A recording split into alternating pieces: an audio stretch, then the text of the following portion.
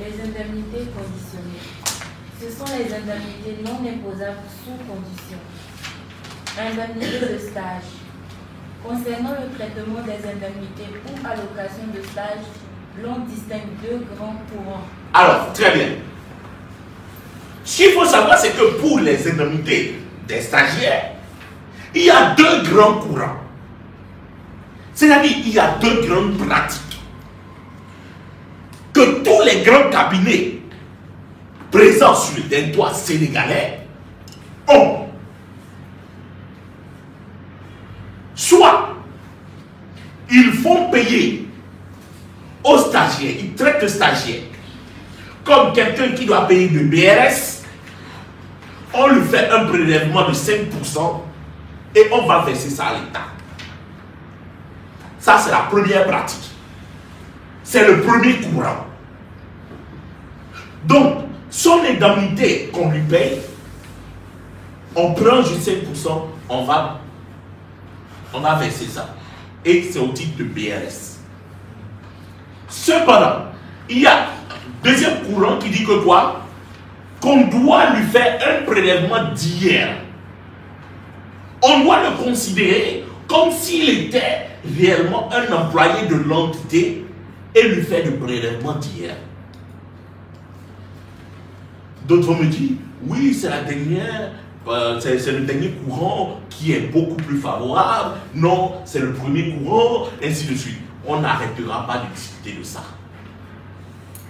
Et bien moi, étant là pour vous restituer la connaissance, étant là pour vous restituer ce qui se dit et ce qui se fait, parce que les deux courants ont été verbalisés, ont été amendés par le directeur des impôts et domaines, via des courriers que vous verrez en annexe. Parce que ce que nous sommes en train de dire, ce n'est pas des choses que nous sommes levés comme ça pour dire. Dans aucun de nos livres, nous donnons des informations sans citer les sources maintenant. Donc, nous avons cité la source. Nous avons dit d'où est-ce que cette pensée veut bien. Madame, lisez. Le premier courant. On dit que la rémunération du stagiaire peut être considérée comme une rémunération de prestation, donc soumise à un bordereau de retenue à la source de 5%. Deuxième courant. Donc, peut être soumis à une retenue à la source de 5%. Parce que le stagiaire, la prestation du stagiaire est considérée comme une prestation de service.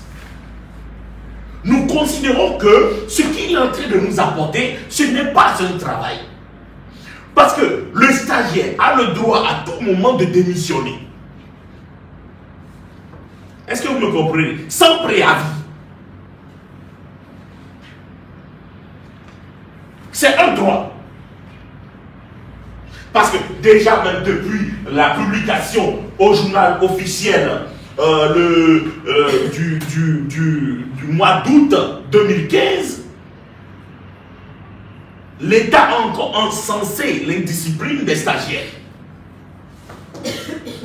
Ils ont ajouté énormément d'avantages, de conditions, d'éléments pour pouvoir les chouchouter. Donc aujourd'hui, les entreprises ne considèrent pas les stagiaires à juste titre comme des employés. Parce qu'ils se disent, à tout moment, ils vont partir. Si on le fait rentrer dans notre portefeuille de déclaration, ils peuvent commencer et une semaine après, ils démissionnent. Résultat, nous nous retrouvons avec une situation désagréable. Oui.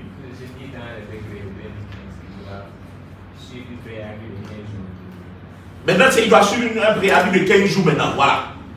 Donc, il y a même un préavis de 15 jours qui a été ajouté maintenant. Donc, nous allons voir. Allez, on continue. Lisez, madame. Deuxième courant. Non, pas le deuxième courant. Lisez la doctrine. Parce que moi, c'est ça qui m'intéresse. Il y a une doctrine qui dit le pourquoi les prestataires de services, pourquoi on considère les stagiaires comme des prestataires de services. Lisez la doctrine. Doctrine numéro 489, NEF, DVID, DLEC, BC du 18 novembre 2009. Très bien. Les vérificateurs peuvent, par tolérance administrative, que sont les stagiaires, soit considérés comme des prestataires et donc imposables au bordereau de retenue à la source de 5%. Donc, la loi dit, ou du moins cette doctrine dit, que par tolérance administrative, parce que la situation est telle que on n'arrive pas à savoir qu'est-ce qu'il faut. Alors, voici le premier courant. Qui n'a pas compris le premier courant? Pour résumer, le premier courant est très simple. On considère les stagiaires comme des prestataires, on leur applique 5%. Pourquoi? Parce que ce sont des gens volatiles. Ce sont des gens qui vont et qui viennent. Alors qu'un employé est vraiment fixe. Il a un contrat qui évolue dans le temps. Il a des préavis. Il y a un lien de subordination. Et en l'absence de lien de subordination et surtout un lien à long terme,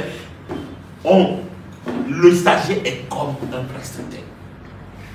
Résultat, on se retrouve à leur faire des contrats de prestation avec une retenue de 5%.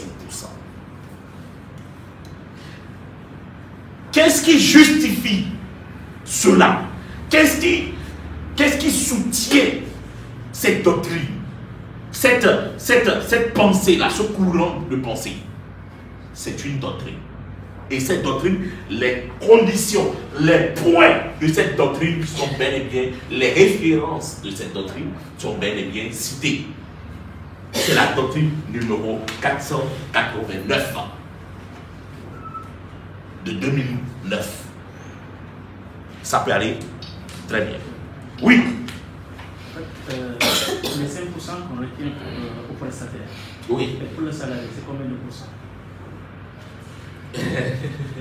Le salarié, c'est un ensemble de choses, mais ça tourne autour de 41% si vous n'avez pas de lien familial, de descendants, d'enfants. Et si vous n'avez pas, si vous n'êtes pas marié, 41. Les impôts. 41, ça c'est le maximum. 41, c'est dans le pire des cas. Vous êtes à 41%. Ça peut aller. Maintenant, si vous remplissez certaines conditions, il ne faut pas oublier aussi que en dessous d'un certain montant, de 630 000, normalement, on ne vous perçoit pas d'impôt. Vous n'êtes pas redevable de l'impôt. L'impôt, c'est à partir au-delà de 630 000 l'année. Ok? Si on prend tout votre salaire de l'année, on le calcule. Si vous n'êtes pas à 630 000, on ne va pas vous enlever quelque chose. Il y a une tolérance administrative jusqu'à 630 000. Ce n'est même pas une tolérance administrative, c'est une tolérance légale. Parce que l'administratif tient à ce que peut-être ce soit l'inspecteur qui vous fasse grâce de ça. Non, ce n'est pas le cas. C'est la loi qui veut. Ça peut aller. Mais nous allons en venir. Ok? Vous avez vite anticipé sur les points suivants. Ok? Je n'ai pas envie de détailler parce qu'il y a énormément de choses que vous allez apprendre sur ces différents points dans la suite.